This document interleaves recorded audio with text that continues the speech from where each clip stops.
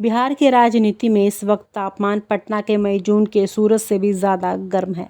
NDA का मंच सजा है, लेकिन पर्दे के पीछे साजिशों और सीटों का गणित तेजी से चल रहा है। इस मंच पर दो किरदार सबसे ज़्यादा चर्चा में हैं, चिराग पासवान और नीतीश कुमार। चिराग, जो खुद को बिहार के युवाओं का चमकता सितारा बताते हैं, और नीतीश, जो खुद को अनुभव का भंडार कहते हैं, दोनों ही एनडीए में हैं, लेकिन एक दूसरे की मौजूदगी से ऐसे असहज जैसे शादी में एक्स पार्टनर आ जाना। चिराग का चौपाल और नीतीश का चुप्पा वार। चिराग पासवान के चिराग का चौपाल अभियान ने राजनीतिक गलियारों में हलचल मचा दी है। गांव-गांव जाकर वे जनता को बता रहे हैं कि बिहार में कानून व्यवस्था बिगड़ चुकी है, विकास सिर्फ भाषणों में है और मुख्यमंत्री नीतीश कुमार की सरकार को शर्म आनी चाहिए। मुझे शर्म आती है, चिराग कहते हैं ऐसी सरकार का समर्थन करते हुए, लेकिन मजेदार बात यह है कि ये बयान तो एनडीए का हिस्सा रहते हुए देते हैं। नीतीश का जवाब सीधा और सदा हुआ है, मंत्री बने हो तो सरकार में रहो और काम करो, चुनाव लड़ना और बयानबाजी करना ठीक नहीं। इसका मतलब साफ है, नीतीश चाहते हैं कि चिराग उनके रास्ते में कांटा ना बने। बीजेपी की दिल्ली वाली बैठक। बीजेपी की तरफ से कोशिश हो रही है कि दोनों नेताओं के बीच झगड़ा सार्वजनिक ना हो। दिल्ली में बंद दरवाजों के पीछे मीटिंग्स होती हैं, जिसमें सीट बंटवारे का गणित समझा जाता है। बीजेपी के एक सीनियर नेता ने कहा, 248 सीटों में से सबको खुश रखना है।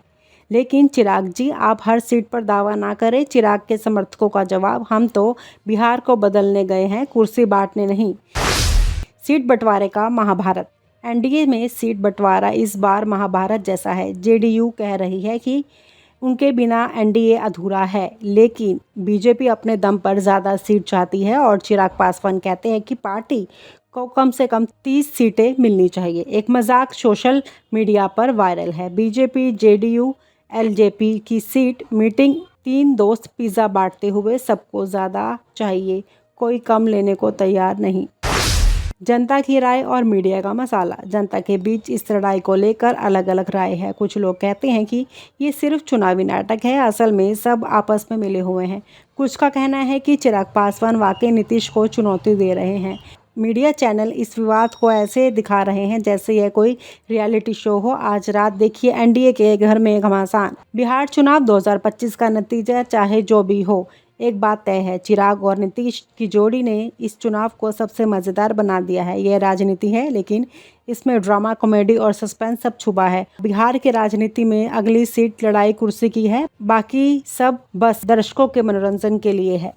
मैं अजय वर्मा और आप देख रहे हैं न्यूज नशा। तो चलिए हम चलते हैं बिहार फिर एक बार, जहां चुनाव अक्टूबर के आसपास संभावित है। पॉलिटिकल पार्टीज एक्टिव हो चुकी हैं। हर पॉलिटिकल पार्टी अपनी अपनी कोशिश में लगा है। हर गठबंधन की भी बात करें हम, जो 2 मेजर गठबंधन हैं, इनकी पूरी कोशिश है कि किसी तरीके से इस बार एक बदलाव बिहार में देखने को मिले। सवाल उठता है कि एनडीए के लिए बदलाव क्या होगा? क्या चेहरे का बदलाव की बात कर रहे हैं लोग, यानी कि मुख्यमंत्री का फेस? महागठबंधन की बात हम माने तो सरकार बदलने की बात हो रही है। एक नई जो छोटी छोटी पार्टियां हैं ना, जैसे कि जन स्वराज, उन्होंने कल रैली किया और उन्होंने बदलाव, बिहार बदलाव की बात की, बिहार में बदलाव की बात की। राहुल जी भी यात्रा पे हैं। 4 दिन पहले वो बेगूसराय, पटना और जगह बिहार के कुछ इलाकों में, यह तीसरा दौरा था इनका। जनवरी, इस साल की बात मैं कर रहा हूं, बिहार चुनाव को देखते हुए ये तीसरा दौरा था। जनवरी, फरवरी और फिर अप्रैल 7। उन्होंने एक नया नारा दिया है,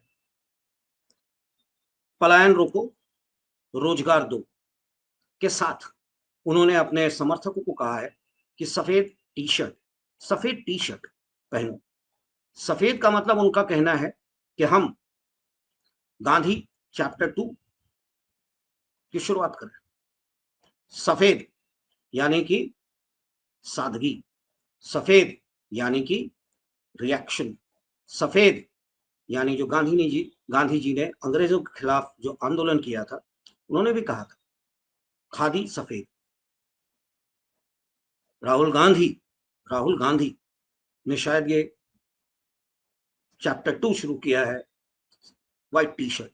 और सुनने में आया है कि वो पूरी तरह से लगे हुए हैं बिहार चुनाव को देखते हुए, और काफी बदलाव भी किया है उन्होंने बिहार के पार्टी के स्ट्रक्चर में। उन्होंने एक नया इंचार्ज कृष्णा अलाबारू, जो कर्नाटक से आते हैं, यूथ कांग्रेस के बहुत ही स्ट्रॉन्ग लीडर हुआ करते थे और राहुल जी के बड़े करीबी माने जाते हैं। कम उम्र के हैं, बोलते अच्छा हैं, सोच अच्छी है उनकी। उनको इंचार्ज बनाया है बिहार इलेक्शंस के। साथ में प्रदेश अध्यक्ष भी बदल दिया गया, राजेश राव, जो बिलोंग करते हैं दलित। शायद इस बार कांग्रेस उनको लाकर दलितों को पकड़ना चाहती है, दलित वोट्स को पकड़ना चाहती है। इसके अलावा ओबीसी के राष्ट्रीय चेयरपर्सन, जो कांग्रेस के ओबीसी कमिटी है उसका चेयरपर्सन अनिल जैन, उनका भी इस्तेमाल बिहार में किया जा रहा है। कहते हैं कि बहुत ही वोकल है और ओबीसी मेजर चंक है बिहार में और मेजरली रोल प्ले करता है बिहार की राजनीति। उसको पकड़ने और उसको साधने की कोशिश राहुल की है थ्रू अनिल जैन। राजेश राव की बात हमने कर दी। सचिन पायलट का भी इस्तेमाल किया जा रहा है। राजस्थान में उन्होंने जो कमाल दिखाया था, तो उसको देखते हुए बिहार में भी शायद उनका कमाल देखने के लिए राहुल जी उनको तैनात कर रहे हैं। कन्हैया कुमार यूथ को साधने के लिए वोकल हैं, बोलते अच्छा हैं और कर्म तरीके से बात को प्रेजेंट करते हैं। बेगूसराय हार चुके थे लोकसभा, दिल्ली में भी उनको विधानसभा में खड़ा किया गया था, वो भी हार गए थे। खैर, that's a different thing all together. Priyanka Gupta Delhi की है, यूपी की है और उनको मीडिया कोऑर्डिनेटर बनाया गया इस बार बिहार में कांग्रेस के द्वारा टू मैनेज द मीडिया। और जो कैंडिडेट्स होंगे उनका मीडिया के साथ रिएक्शंस और टचेस के लिए इमरान प्रजापति, शायर, स्कॉलर, उनका भी इस्तेमाल किया जा रहा है बिहार में। पप्पू यादव को हम यहाँ ना भूलें। पप्पू यादव जो सीमांचल के बाहुबली माने जाते थे, हैं भी, और आज की तारीख में काफी लोगों के साथ बाढ़ या त्रासदी में सामने खड़े रहते हैं, उनका भी इस्तेमाल किया जाएगा इस बार राहुल गांधी के द्वारा। यानी कि राहुल इस बार अपने पार्टी के नेताओं के अलावे शायद किसी और पे बैंक ना करें। क्या होगा तेजस्वी यादव का, क्या होगा महागठबंधन का, क्या होगा आरजेडी का, जो हमेशा से ये चाल चलती रही है, कांग्रेस का मेजर चंक खींचती रही है और उनको मजबूर करती रही है सीट बंटवारे। चलिए हम चलते हैं अपने वरिष्ठ पत्रकार मित्र संजय समर जी के पास। उन्हीं से जानना चाहेंगे कि क्या है ये, क्या इस बार कांग्रेस की स्थिति, क्या कांग्रेस करने जा रहा है इस बार के बिहार चुनाव में। संजय जी। जी नमस्ते। जी नमस्कार। बिल्कुल सही बात है। चुनाव 22 नवंबर 2025 के पहले वहां सरकार का गठन हो जाना चाहिए और कांग्रेस इस बार जो दांव खेला है कि यूथ को लेकर के चलने के लिए, तो जयप्रकाश मूवमेंट भी हुआ था, तो जेपी ने युवाओं का आह्वान किया था और वहीं से आंदोलन की शुरुआत भी की थी, जिसमें उन्हें सफलता भी मिली थी। व्हाइट टी शर्ट पहन करके ही उनके रैली में तमाम युवा पहुंचे थे और अच्छा नारा है जो लोक लुभावन भी दिखाई दे रहा है कि पलायन और रोजगार को लेकर के। तो अजय जी, बिहार में कई साल से 4 टर्म 5 टर्म से भाजपा गठबंधन की सरकार है, लेकिन आज तक एक फैक्ट्री नहीं खुल पाई है। डेवलपमेंट हुआ है, इसमें कोई शक नहीं है। इस बार कांग्रेस मिल करके महागठबंधन की तरह सड़क पर उतरना चाहती है। इसके पीछे शासन राज ये है कि कन्हैया को जिम्मेवारी देना चाह रही है या दिया गया है, इसलिए कि कन्हैया जिस जाति से बिलोंग करते हैं वो जाति आरजेडी से छिटकता हुआ दिखाई देता था।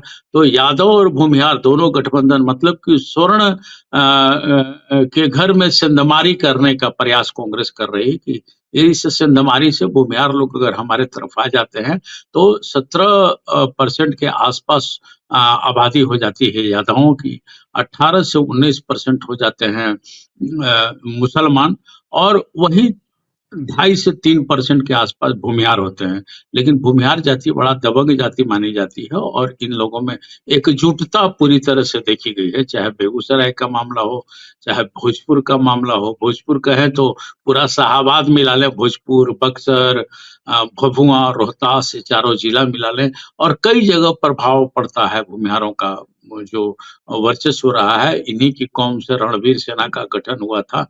वो लोग एकजुट आज भी हैं, ऐसा नहीं कहा जा सकता है कि भूमिहार एकजुट नहीं है। पूरी तरह से देश भर में ये लोग एकजुट हैं। तो इरादा कांग्रेस का यही है कि किसी तरह से भूमिहार को अगर यूनाइट कर लिया गया तो बाकी अभी हाल में जो कटाक्ष अमित शाह जी ने किया था अंबेडकर जी पर, डॉक्टर साहब पर जो उन्होंने कटाक्ष किया था, तो दलित समाज को भी वो अपने तरफ खींच लेने के फिराक में हैं।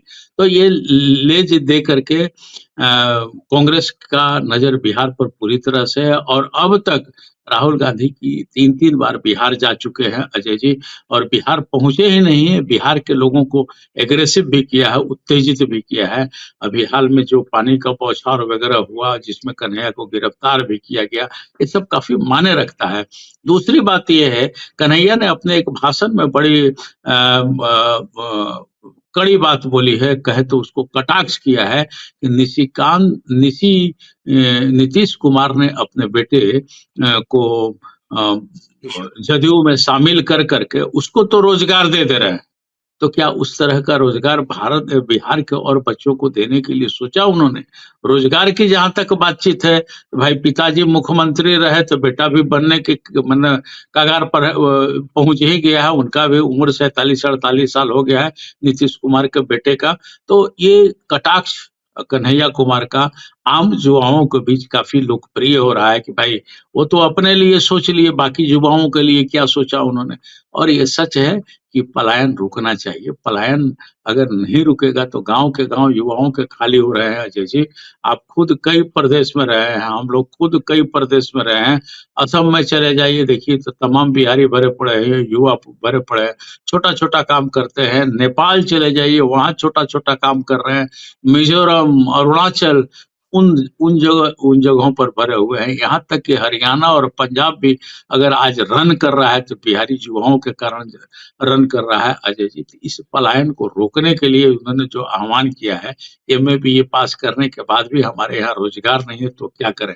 इस बीच कन्हैया ने एक और बात कहा है कि लगभग 2,75,000 पद खाली है, जिसमें कि अकेले 2 लाख पद शिक्षकों का है। तो इन सब चीजों को भरने की जरूरत है और हमारी सरकार आएगी तो भरेगी। इसी लाइन पर आरजेडी भी चल रही है अजय जी। इसी से ज्यादा चांस दिखलाई दे रहा है कि कांग्रेस और आरजेडी महागठबंधन के तहत ही लड़ेगी चुनाव, तभी पटखनी दिया जा सकता है। ऐसे भी बहुत दिन हो गए हैं भारतीय जनता पार्टी और जदयू गठबंधन की सरकार, जिससे कि वहां से अब धीरे धीरे करके के लोग उबने भी लगे हैं, क्योंकि एक ही शकल, एक ही तरह का काम होते बहुत समय आ गया है।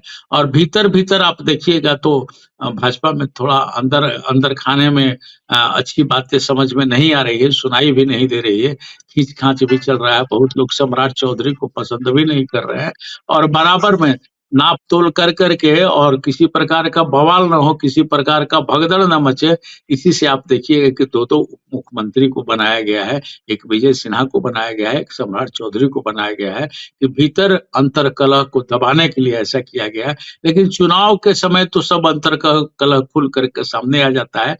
तो हर बार की भांति इस बार नीतीश कुमार के लिए बहुत आसान बात नहीं होगा चीज को उठा लेना। जिस तरह से कांग्रेस वहां ताकत झोंके हुए है, यार आरजेडी जिस तरह से वहां ताकत अपना झोंके हुए है, आरजेडी ने भी सारा पावर, लालू प्रसाद यादव ने सारा पावर अपने पुत्र तेजस्वी को दे दिया है। वो बड़ा से बड़ा अकेले डिसीजन ले सकते हैं और बड़ा से बड़ा निर्णय लेने में कोई कसर वो छोड़ भी नहीं रहे हैं।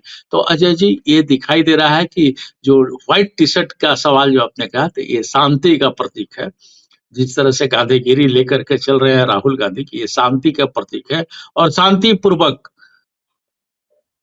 इस सरकार को हटाने के लिए एड़ी चोटी एक किए हुए हैं। तब तो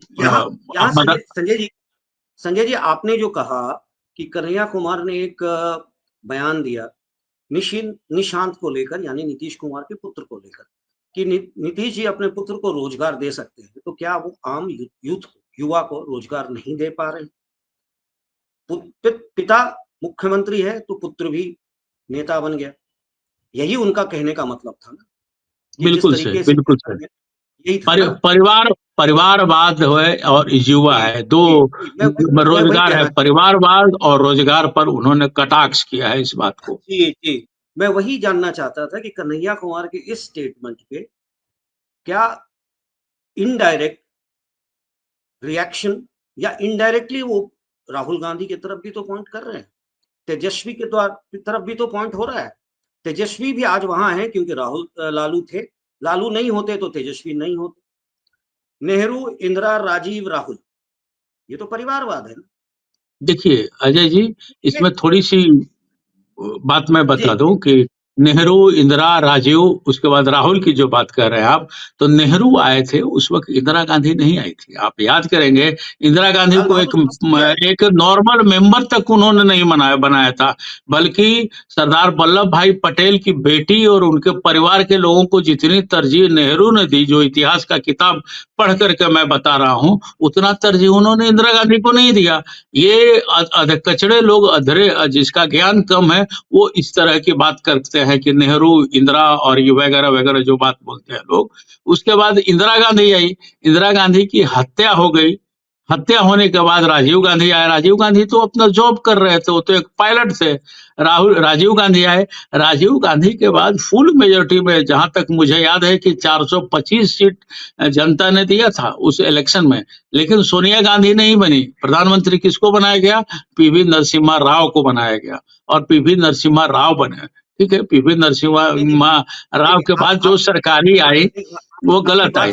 मैं आपके सवाल तक पहुंच जा रहा हूं, मैं वही बीच में एक चीज मैं आपसे जानना चाहूंगा। मैं आपकी बात से पूरी तरह से सहमत हूं, पर सवाल ये उठता है कि राजनीति में, मैं कह नहीं रहा कि मुख्यमंत्री का पोस्ट या मंत्री का पोजीशन, पर ये जो पार्टी के अंदर आज की तारीख में भी Congress is Nehru family ruled, एक ही शख्स है, एक ही परिवार है जो कांग्रेस को चलाता है। खैर, मैं उस पर भी नहीं जाना चाहता, ये बातें आती हैं, लोग उठाते हैं, मैं जस्ट एक सवाल के तौर पे आपके सामने जी, मैं इसी से कहा कि जो जिन्हें जानकारी नहीं है वो जानकारी देने के लिए मैंने ये बात कही। इस तरह से तेजस्वी आए, अगर लालू नहीं होते तो क्या तेजस्वी मुख्यमंत्री, उप मुख्यमंत्री या मंत्री या पार्टी कुछ नहीं बन पाते, कुछ नहीं बन पाते।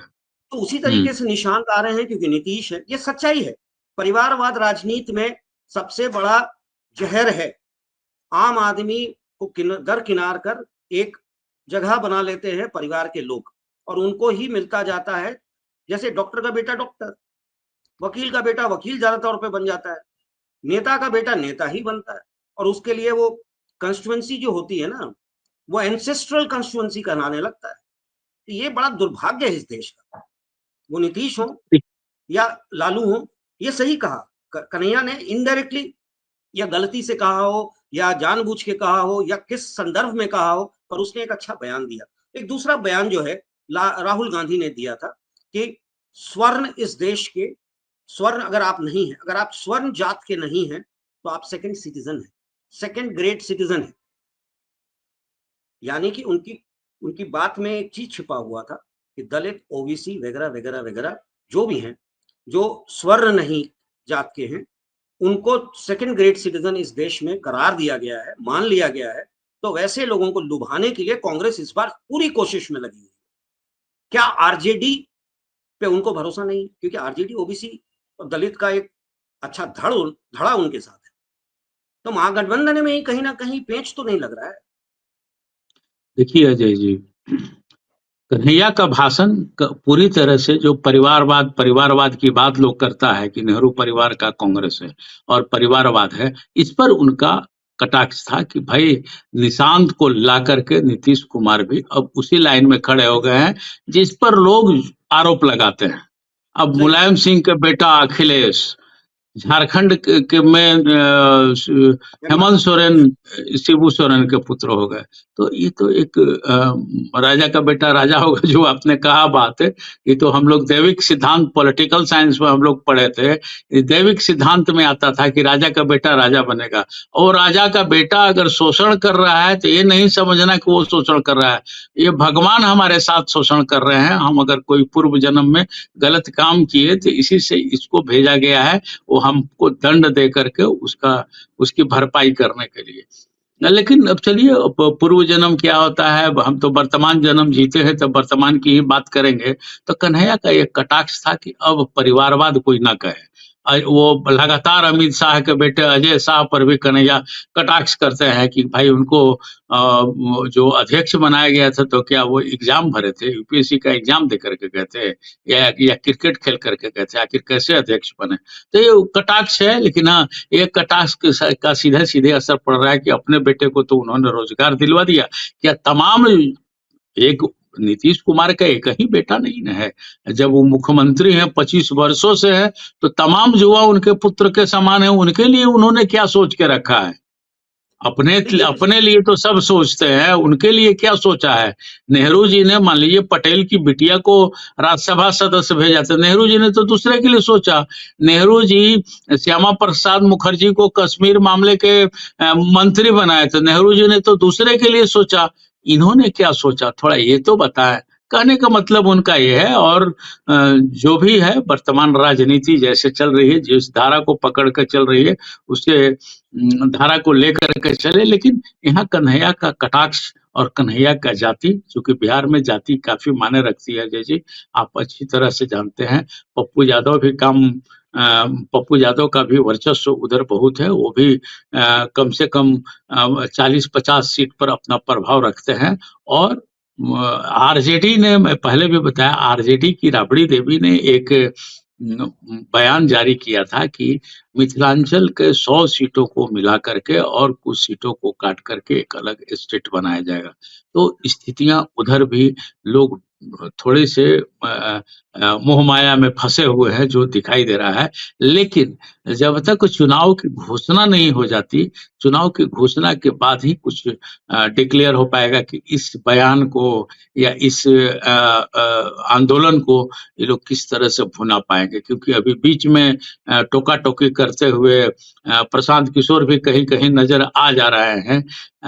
तो उनका क्या असर पड़ेगा, कितना वोट काट पाएंगे, वो भी देखना होगा अजय जी। क्योंकि उनका भी आंदोलन जो चल रहा है, वो एक तर्ज पर नीतीश कुमार और लालू यादव को काटते हुए बीच का रास्ता वो निकाल करके चल रहे हैं। तो उस रास्ते में कितने इनके मित्र आते हैं और कितना सीट निकाल पाते हैं, ये देखना होगा। क्योंकि उन्होंने भी कहा है कि 240 सीट पर हम चुनाव लड़ेंगे। एक आईपीएस है, उन्होंने भी एक पार्टी बनाई है, उन्होंने भी दावा किया है कि 243 सीट पर हम चुनाव लड़ेंगे। तो ये कुल मिला जुला करके किसी का गठबंधन होता है या कोई अलग अलग होता है। लेकिन अभी जो राजनीति कांग्रेस कर रही है, तो वो एक राजनीति ही नहीं कर रही है, कि आंदोलन का रूप धीरे धीरे उनका रुख ले रहा है। और अहमदाबाद से जो इन लोगों को ताकत मिला है, उसका अब लगता है कि बिहार में वो लोग दिखाएगा अपना आंदोलन का ताकत, कि भाई वो कैसा बिहार होगा और किस तरह का बिहार में वो लोग अपना वर्चस्व किस तरह से कायम करेंगे, लोग टूटी साख को किस प्रकार वो लोग बनाएगा। अजय जी, बिहार के मामले में कांग्रेस की क्या स्थिति होगी? कि कांग्रेस इस बार पूरी तरह से जात की राजनीति पे उतर चुकी है। शायद इसका फायदा मिले या नुकसान, ये तो समय बताएगा। चलिए देखते हैं। इसके साथ ही आज के इस कार्यक्रम को हम यहीं समाप्त करते हैं। कल फिर मिलेंगे कुछ नए मुद्दों के साथ। तब तक के लिए धन्यवाद। संजय जी, नमस्कार। और आप हमसे जुड़े रहने के लिए सब्सक्राइब करें YouTube पर, फॉलो करें Twitter पर और लाइक करें Facebook पर। और ज्यादा जानकारी के लिए आपको टाइप करना होगा सिर्फ न्यूज़ नशा।